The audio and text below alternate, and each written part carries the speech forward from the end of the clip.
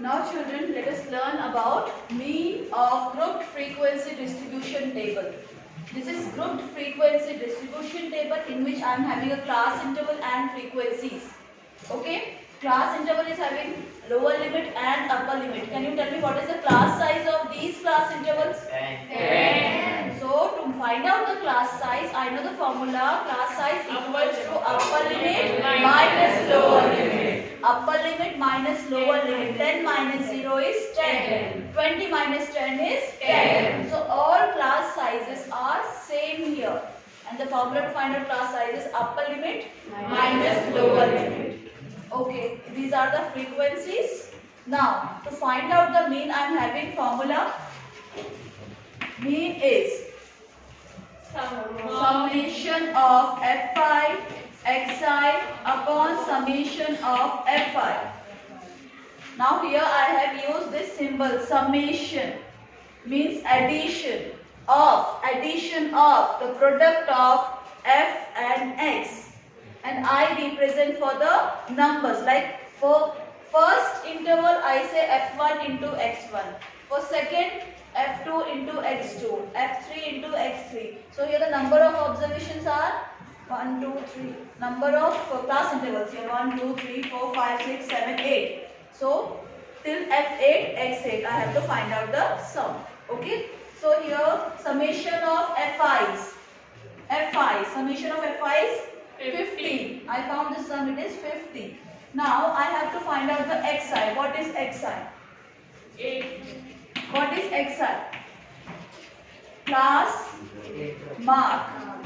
Class mark is known as xi. The formula to find out class mark is upper limit plus lower limit upon 2, or I can say half of the sum of upper limit and lower limit. Half of the sum of upper limit and lower limit, or I can say the middle value of class interval is known as class mark. Okay, so let us find out the mean. So first of all, here I have to find out the xi first, means I have to find out the class mark first, and then I have to find out the product of fi xi. Okay, let us find out xi first. 0 plus 10 upon 2. 5. 10 plus 20 upon 2. 15.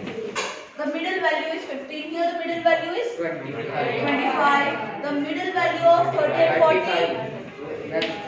Then 45, 50 and 60. The middle value, Mayank. The middle value of 50 and 60. 55. Okay, next is Mayank.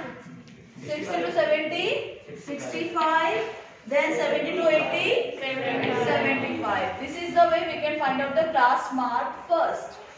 Okay, when we are given with the class interval. But in your book, in last exercise, you are given with the class marks already.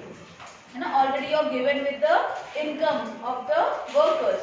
So that is class mark you are directly given. No need to find out class mark. But when we are finding the class mark, it is not given. It is not. X's are not given. You are given directly with the class interval. Okay. Now fi xi means the product of frequencies and the class mark. 5 5s are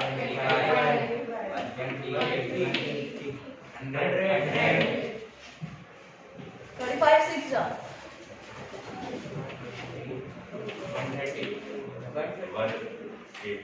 210. Okay, next.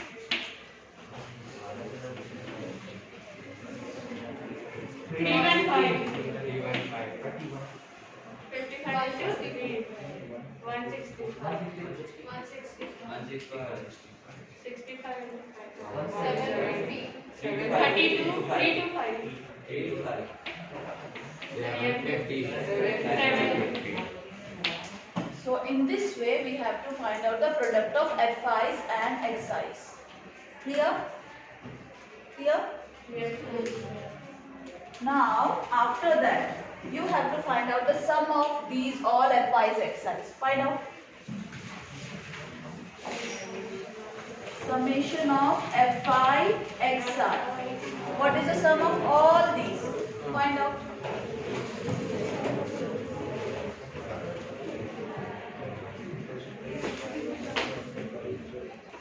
So finally you got sum. How much?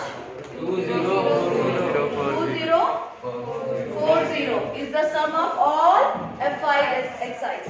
So 2040 whole upon summation of Fi means the sum of all frequencies, that is 50.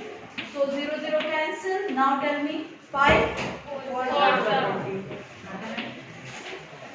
Then it is 40.8. 5 4s are 20. Then 4 doesn't come in the table of 5. 5 zeros are 0. Okay. Then it will be 40. So 5 8s are 40. So 40.8 is the mean. So in this method is known as direct method to find out the mean of grouped frequency distribution table. But if you are given with the raw data, then you know how to find out the mean. That is sum of observation upon number of observation. Clear? Clear?